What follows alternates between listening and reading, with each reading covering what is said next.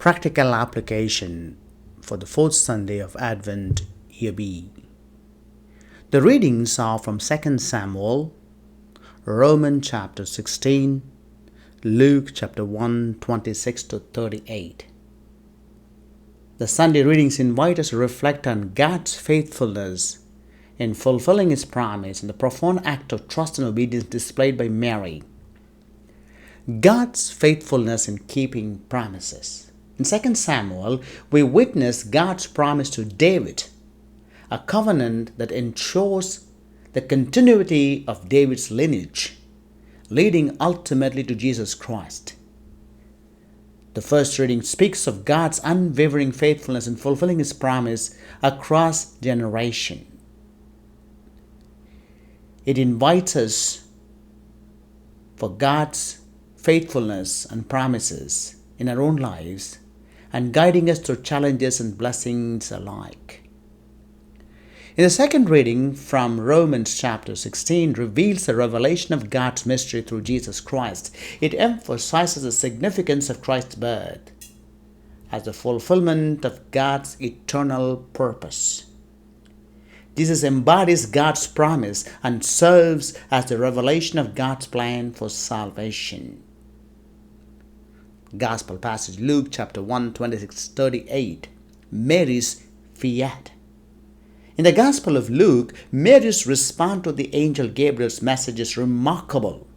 Her willingness to say yes to God's plan despite the unknown demonstrates profound trust and obedience.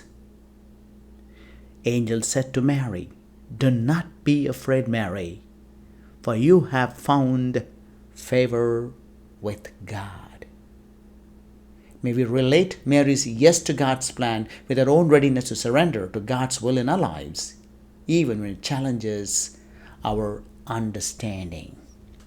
The traditional way of preaching on a Sunday, where the priest during the homily speaks about the first reading, second reading, and the gospel. At the end, there should be some type of take-home application.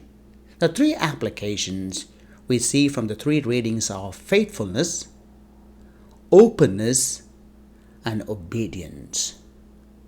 Trusting in God's faithfulness. To reflect on instances where we have experienced God's faithfulness in our lives, to trust that God's promises endure even in challenging times. Being faithful to God at all times. Second, openness. Embracing God's plan with openness. We're all called to imitate Mary's trust and surrender in our own lives. It encourages a spirit of openness to God's plan, even when it diverges from our expectations. Very many times the fear of the unknown. What will happen to me?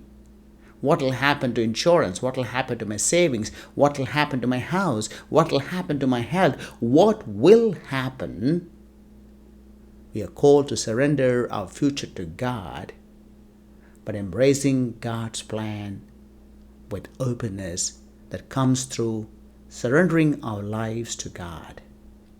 The third practical application is obedience, responding with faith and obedience. The importance of active faith and obedience in response to God's call.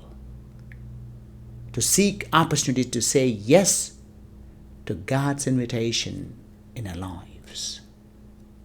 As we prepare for the birth of Christ, let's take home this practicality of faithfulness, openness, and obedience from today's reading from 2 Samuel, Romans, and Luke chapter 1, 26-38.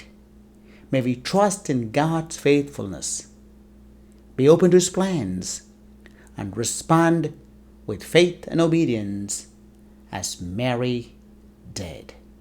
The fourth Sunday of Advent calls us to imitate Mary's trustful surrender, knowing that God's promise endure and His plans for us are filled with love, purpose, and blessings.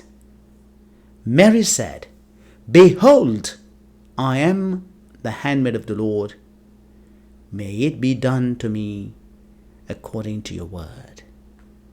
Then angel Gabriel departed from Mary.